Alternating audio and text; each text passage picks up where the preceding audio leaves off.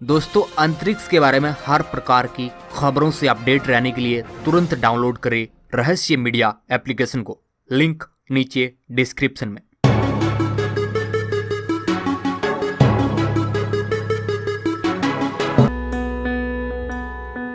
सूर्य, जो कि सौरमंडल के केंद्र में स्थित एक तारा है, जिसके चारों ओर पृथ्वी समेत सौरमंडल के सभी खगोलीय पिंड चक्कर लगाते हैं।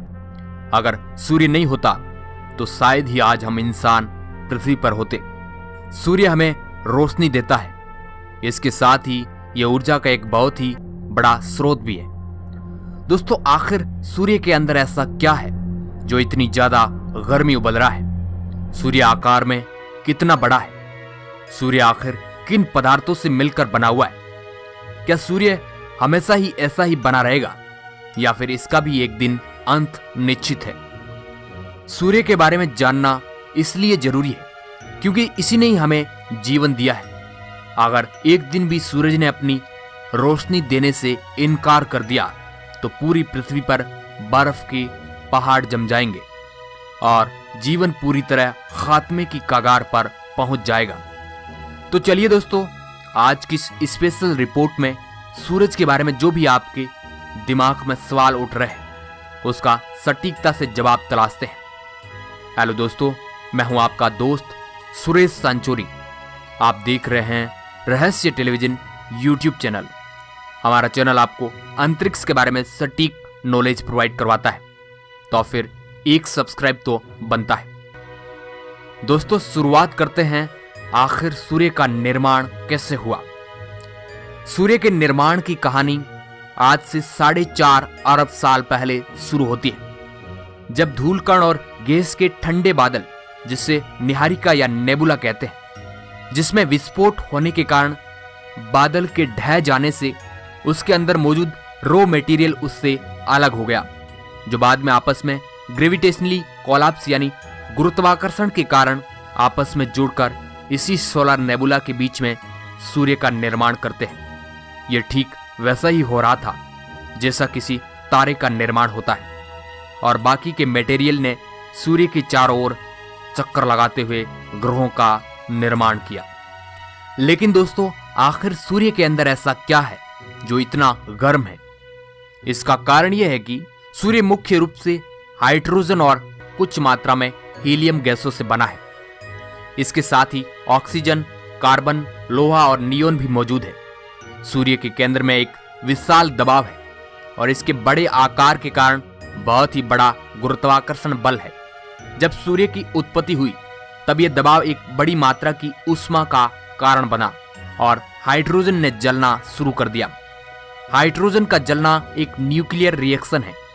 इस कारण यह क्रिया फ्यूजन रिएक्शन कहलाई, क्योंकि इस प्रक्रिया में हाइड्रोजन के नाभिक आपस में संलयित होते हैं और इसके बनने के कारण ही हीलियम गैस का निर्माण हुआ। इस प्रक्रिया में ऊष्मा, प्रकाश और विकिरण यानी रेडिएशन के रूप में ऊर्जा की एक बड़ी भारी मात्रा निकलती है। यही वजह है कि सूर्य हमें चमकता नजर आता है। इस क्रिया को होने में हर सेकंड 7 करोड़ टन हाइड्रोजन जलती है, और इस कदर जलने के बावजूद भी सूर्य में अभी भी इतनी हाइड्रोजन मौजूद है कि वह अगले 5 अरब सालों तक इसी प्रकार जगमगाता रहेगा। इसी हाइड्रोजन के जलने से पैदा हुई ऊष्मा की वजह से ही सूर्य इतना गर्म है।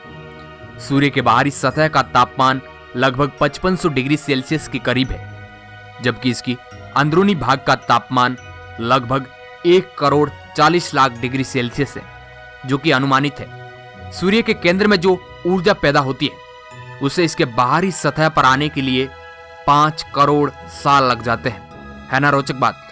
वही अगर सूर्य के आकार की बात की जाए तो सौरमंडल के कुल वजन में 99.24% वजन अकेले सूर्य का है। इसका व्यास 13,92,000 किलोमीटर है। दोस्तों, पृथ्वी से सूर्य 10 लाख गुना बड़ा है। इसका आकार इतना बड़ा है कि इसके अंदर 13 लाख पृथ्वी आराम से सेट हो सकती है। सूर्य का गुरुत्वाकर्षण पृथ्वी के मुकाबले 28 गुना ज्यादा है। अगर आपका वजन पृथ्वी पर 60 किलो है तो सूरज पर आपका वजन 1680 किलो हो जाएगा। इसके धरातल पर उतरने के बाद 648 किलोमीटर प्रति सेकंड की दर से उड़कर बाहर आना होगा, अन्यथा हम इसके वायुमंडल से बाहर नहीं निकल सकेंगे।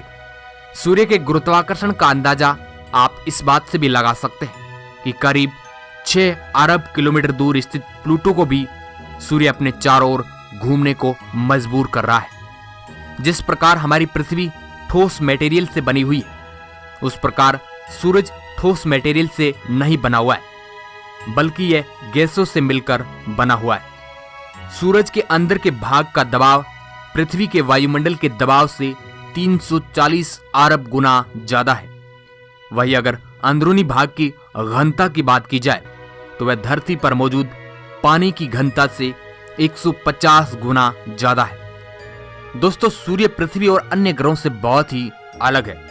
वास्तव में देखा जाए तो वह एक तारा है, हमारी आकाश गंगा के 100 अरब तारों जैसा एक तारा। सूर्य G2 श्रेणी का तारा है, जो आकाश गंगा के 10% तारों में से एक है। आपने कभी सोचा होगा कि पृथ्वी सूर्य का चक्कर लगाती है, लेकिन क्या सूर्य भी किसी का चक्कर लगाता है? दोस्तों, जैसे सौरमंडल के ग्रह सूर्य का चक्कर लगाते हैं, वैसे ही सूर्य भी हमारी पृथ्वी सहित पूरे सौरमंडल को लेकर हमारी आकाश गंगा के केंद्र की परिक्रमा कर रहा है, और इस परिक्रमा की समय अवधि 25 करोड़ वर्ष है। सूर्य की उत्पत्ति से लेकर अब तक इसने आकाश गंगा के केवल 20 ही चक्कर काटे हैं। और जैसे हमारी पृथ्वी अपनी धुरी पर एक चक्कर 24 घंटे के अंतराल में पूरा करती है, वैसे ही सूरज को अपनी धुरी पर एक चक्कर पूरा करने में करीब 25 दिन लग जाते हैं। सूर्य भारी मात्रा में सौर वायु उत्पन्न करता है, जिसमें इलेक्ट्रॉन और प्रोटॉन जैसे कण होते हैं।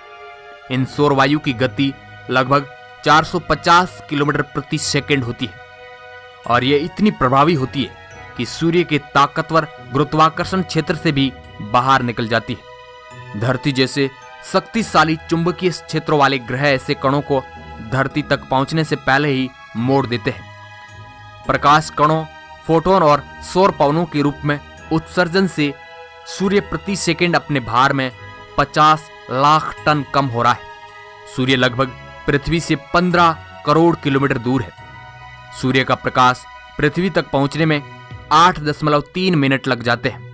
वही सौरमंडल के आखिरी छोर पर स्थित प्लूटो पर सूरज का प्रकाश पहुंचने में 5 घंटे और 30 मिनट लग जाते हैं। सूर्य से पृथ्वी को प्राप्त होने वाली ऊर्जा सूर्य की कुल ऊर्जा का 2 अरबवां भाग है। दोस्तों, सूर्य हर सेकंड में करीब 7 करोड़ टन हाइड्रोजन को 6 करोड़ 95 लाख टन हीलियम में ट्रांसफर कर देता है, और पीछे बची 5 लाख टन गामा किरण में बदल जाती है। दोस्तों, अब आपको सूरज के बारे में कुछ रोचक जानकारी से रूबरू करवाते हैं। मान लो अपने सूरज से निकलने वाली 1 घंटे की गर्मी को सोलर पैनल के जरिए बिजली में कन्वर्ट कर देते हैं, तो यह इतनी ज्यादा ऊर्जा होगी कि इससे पूरी दुनिया की 1 साल की बिजली खपत को बचाया जा सकता है। अगर हम कल्पना करते हैं कि केवल 1 दिन के लिए सूरज अपना रोशनी देने से इनकार कर दे, तो पूरी धरती पर कुछ ही घंटों में बर्फ के पहाड़ों का ढेर लग जाएगा, और धरती का हाल उत्तरी व दक्षिणी ध्रुवों की तरह हो जाएगा। सूर्य के 1 वर्ग सेंटीमीटर के इलाके से जितनी ऊर्जा पैदा होती है, उस ऊर्जा से 100 वाट के 64 बल्ब आराम से जलाया जा सकता है। अगर कोई भी ऑब्जेक्ट सूर्य के 20,22,000 किलोमीटर के एरिया में आता है, तो सूरज उसे अपनी ओर खींचने में देर नहीं करता है। सूर्य का असल में रंग सफेद है, मगर वातावरण की वजह से पीला नजर आता है।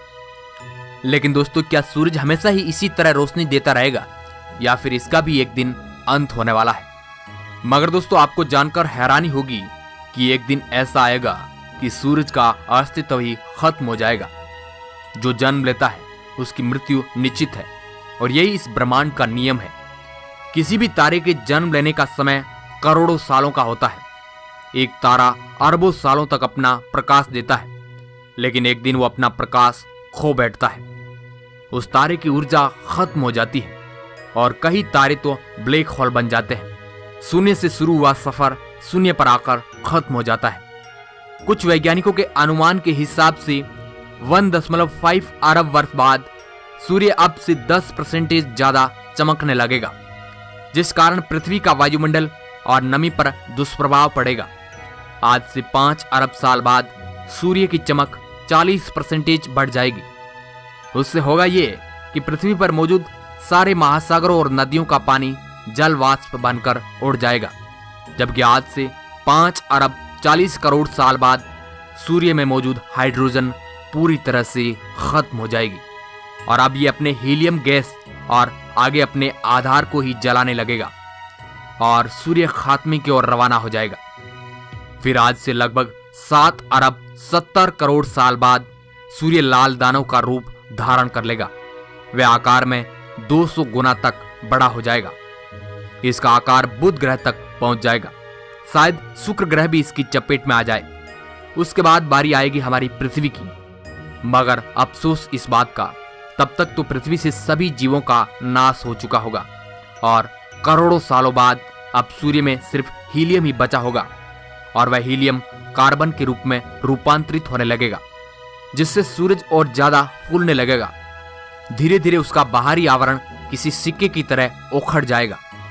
इसके 20 करोड़ साल बाद सूर्य एक सफेद बौने तारे में कन्वर्ट हो जाएगा।